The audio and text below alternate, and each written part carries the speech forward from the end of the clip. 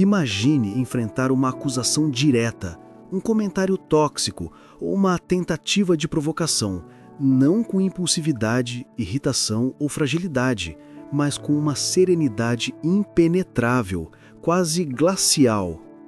Em vez de reagir como a maioria, que se desorganiza emocionalmente e cai nas armadilhas montadas pelos outros, você responderia com uma postura que desmonta o agressor por completo. Pense no impacto psicológico disso. Enquanto alguém tenta tirar você do eixo, você observa a cena com tranquilidade, como se estivesse analisando um evento previsível.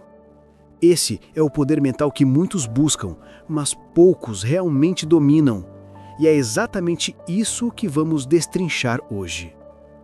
Se você gostaria de aprender como transformar qualquer ataque verbal em uma demonstração de autocontrole, força psicológica e domínio estratégico, então está no vídeo certo. Aqui, no Mandamento Estoico, cada lição tem o propósito de blindar sua mente e treinar você para se tornar emocionalmente inabalável. Antes de avançarmos, deixe sua marca aqui. Escreva nos comentários: "Minha calma é minha arma". Esse simples ato já programa seu cérebro para entrar no modo de disciplina emocional, uma prática estoica essencial. Agora, vamos ao ponto central: a raiz oculta dos ataques. A primeira falha do indivíduo despreparado é interpretar qualquer crítica, deboche ou ironia como um ataque direto ao seu valor pessoal. Ele acredita que cada opinião maldosa diz algo sobre quem ele é, e assim se coloca automaticamente em posição de fraqueza. Mas o estrategista, seja ele um pensador frio como Maquiavel, ou um mestre da serenidade como um estoico, jamais enxerga a situação por esse prisma. Quem domina a arte do equilíbrio interno sabe que a maioria das agressões verbais não tem relação alguma com o alvo. O ataque quase nunca descreve quem você é. O ataque revela quem o agressor é. E isso é libertador. As críticas, quando analisadas pela lente correta, são uma exposição involuntária do mundo interior do atacante. Elas revelam quase sempre uma dessas três origens. 1. Insegurança esmagadora. A pessoa que lança ataques constantes muitas vezes tenta abafar seu próprio sentimento de incapacidade. Apontar o que ela imagina ser uma falha sua é uma tentativa de mascarar as deficiências internas que ela não consegue encarar. O ataque dela não é uma afirmação sobre você, é um grito silencioso sobre ela mesma. 2. Inveja camuflada. Sua disciplina, sua evolução, sua ascensão ou até mesmo seu silêncio podem incomodar aqueles que estão parados, inseguros ou afundados em estagnação. A sua presença acende luz onde eles preferem sombra. Por isso, tentam diminuir você para não se sentirem tão pequenos. 3. Necessidade de controle emocional. Algumas pessoas só se sentem fortes quando manipulam o estado emocional dos outros. Induzir você à raiva, ao descontrole ou à defensiva oferece a elas uma falsa sensação de domínio. Se você reage, elas vencem. Se você mantém o controle, elas desmoronam. Quando você compreende que um ataque verbal é apenas um reflexo da mente perturbada do outro, a flecha perde a ponta. O ataque se torna apenas informação, um dado, uma pista. E com isso, você entra na posição do analista, não da vítima.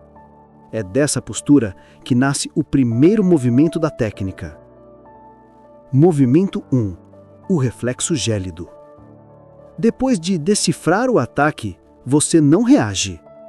Literalmente, você não move um músculo. Sua expressão permanece firme, neutra, sem raiva, sem sorriso forçado, sem justificativa. Essa ausência completa de resposta é, na verdade, sua primeira resposta, e é uma resposta poderosíssima. O indivíduo comum comete um dos dois erros clássicos. Se defende de imediato, demonstrando fragilidade, medo e necessidade de aprovação.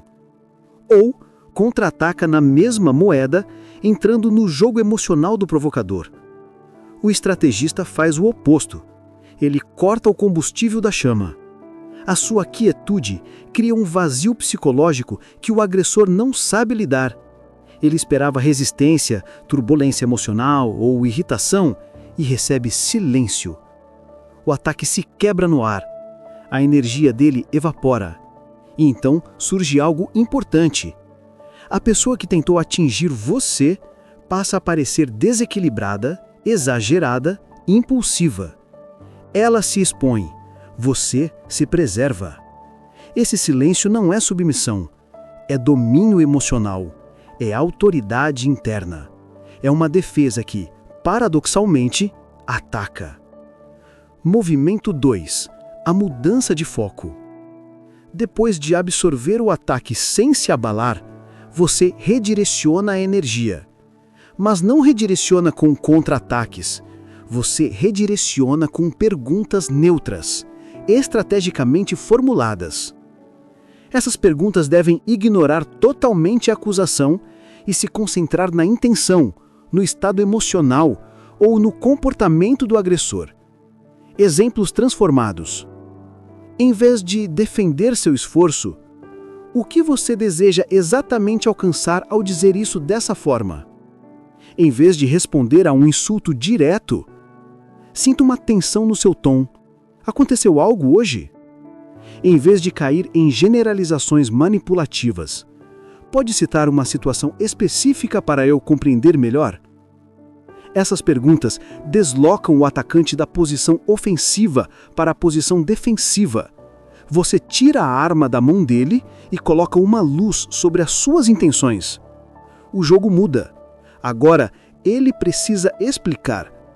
E nesse momento, quase sempre, a pessoa perde a força, porque o ataque dela nunca foi racional, foi emocional. Você volta ao controle. Antes de continuarmos essa jornada de autodomínio, quero te pedir algo importante. Se você chegou até aqui, é porque busca mais clareza, força emocional e sabedoria para conduzir sua própria vida. A jornada silenciosa que vivemos dentro de nós mesmos continua a se desdobrar, mesmo quando o mundo ao redor tenta nos empurrar para direções que não escolhemos. Ao chegarmos ao movimento 3, entramos na parte mais profunda da reflexão. Aquela em que começamos a perceber que tudo o que carregamos em excesso, tudo o que seguramos por medo, tudo o que evitamos enfrentar, é justamente o que mais nos prende. E aqui está o ponto em que muitas pessoas desistem, porque esse movimento exige coragem emocional, autoconhecimento e a disposição de olhar diretamente para aquilo que normalmente evitamos. Movimento 3. O desapego das expectativas invisíveis. Ao longo da vida, vamos acumulando expectativas que não são nossas. Expectativas da família, da sociedade, de antigos relacionamentos, de pessoas que já saíram da nossa vida e até daquelas que nunca realmente nos compreenderam. Sem perceber, começamos a viver carregando pesos que não escolhemos. E esse é um tipo de prisão que cresce lentamente, tão lentamente que quase ninguém percebe quando começa a viver para agradar, corresponder, provar ou justificar. No movimento 3, o foco é exatamente esse: eliminar silenciosamente as expectativas invisíveis que sabotam sua trajetória. Isso implica 3 atitudes fundamentais. Parar de tentar corresponder ao que esperam de você. Quando você vive alinhado à expectativa alheia, você não está vivendo, está apenas reagindo. É uma existência em que você não lidera a própria história, apenas tenta sobreviver dentro de uma narrativa escrita por outras mãos. A ruptura desse ciclo começa quando você decide, de forma silenciosa e firme, parar de participar dessa dinâmica. Não precisa anunciar, não precisa justificar, não precisa pedir permissão. A verdadeira libertação nasce no silêncio. Aceitar que nem todos vão entender suas escolhas, e tudo bem. Uma das maiores fontes de angústia humana é tentar explicar decisões para quem nunca viveu nossas dores, nossos medos, nossos sonhos ou nossas derrotas. Quando você compreende que a falta de compreensão do outro não é um problema seu, um grande fardo cai dos seus ombros.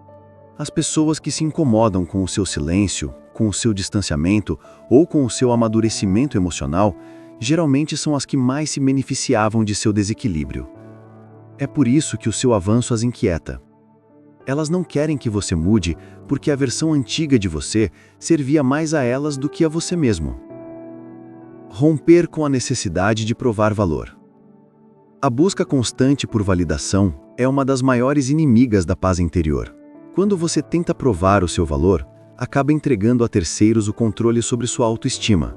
O seu valor não precisa ser mostrado, precisa ser vivido. Não se prova maturidade emocional, ela se manifesta.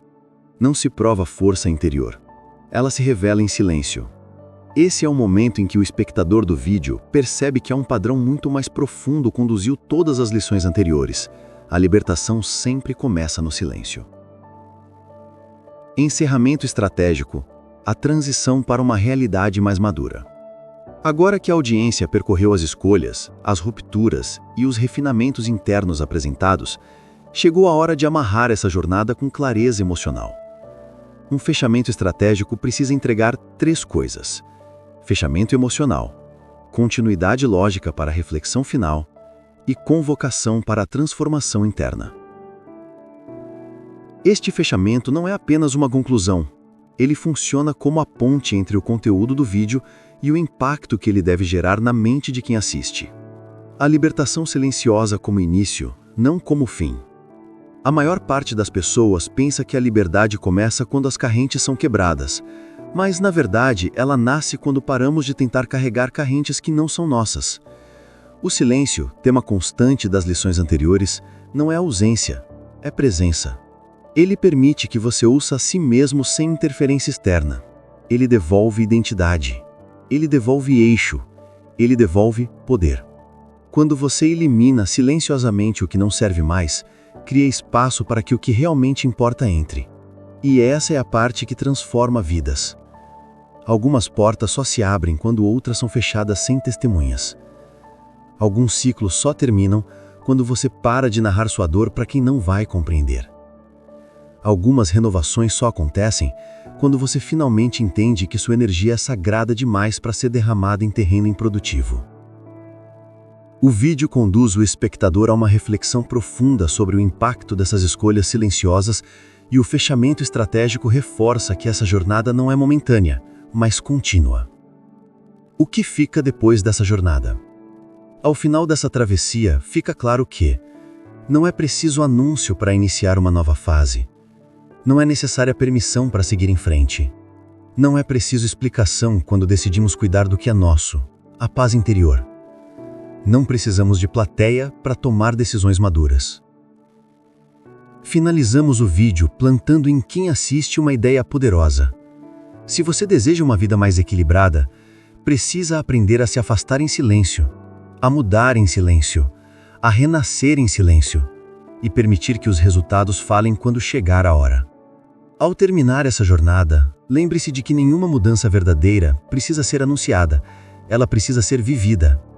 Cada decisão silenciosa que você tomar hoje ecoará no futuro.